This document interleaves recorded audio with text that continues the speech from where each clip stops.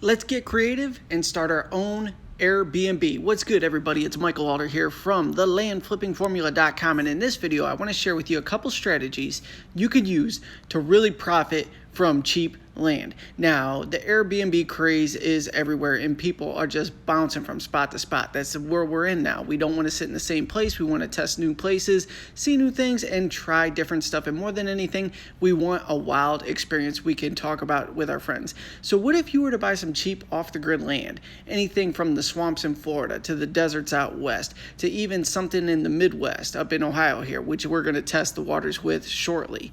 But you know we own land everywhere. So additional ways that we could profit from this. What if you Airbnb'd your plot of land? You went out and you bought 1 acre, 5 acres, 10 acres, and then you turned it into an experience. You put a tiny house on it. What if you converted a van into a tiny house? Or if you bought a used airplane and just parked it on your property and then turned it into a space someone could sleep in for a couple nights and turned a monthly profit from that. So I was looking online just at some weird options that people are using as Airbnbs, anything from glamping teepees to vans to airplanes to cabins, tiny houses, you name it. You can get as creative as you want in this space. And what I've noticed on these off-the-grid type properties, the average price is about $60 a night. So let's say you bought 5 acres somewhere for under $5,000. And then you went ahead and you got creative. You put a tiny house on it. You converted a cargo van into a tiny house.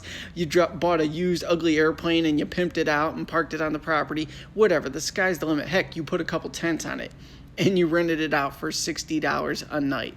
Now, let's just say you could keep this property occupied for about 160 days out of the year. You had people coming by to stay in it, because let's be real, it's very difficult to get 100% occupancy. But at $60 a night, 160 nights out of the year would bring you $21,000 in gross revenue. Now, granted, depending upon your situation, you would have to have someone stop by and clean. There are taxes.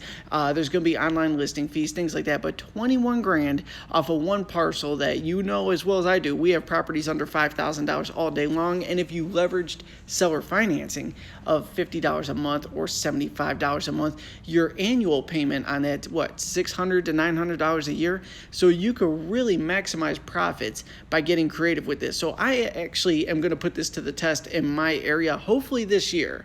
Worst case, it'll definitely be next year because it's definitely seasonal where I'm based at here in Cleveland. But I'm going to try one close to home. I'm going to share the report from start to finish, if we make money or not, or if it was a bunk idea. But I do see tons of potential, especially with the buzz going on right now. This is like cryptocurrencies before the buzz was there. It's gone. Social media marketing. Basically anything Tai Lopez is pitching, the wave does follow. So whether you like him or not, he has a ton of influence. And right now it's Airbnbs and everybody's shifting towards it. So give people an experience and profit wildly from that. So owning raw land just doesn't have to be an awesome asset in your portfolio. It could be a crazy cash flow machine. And not only are we going to tap into Airbnbs, but I'm going to share countless other strategies you can use to profit from raw land. So if you're interested in buying some parcels, stop by rawlandinvestments.com or directly below this video. If you're watching it on YouTube, I'll have a link in the description to my current inventory. So as always, I appreciate you tuning in.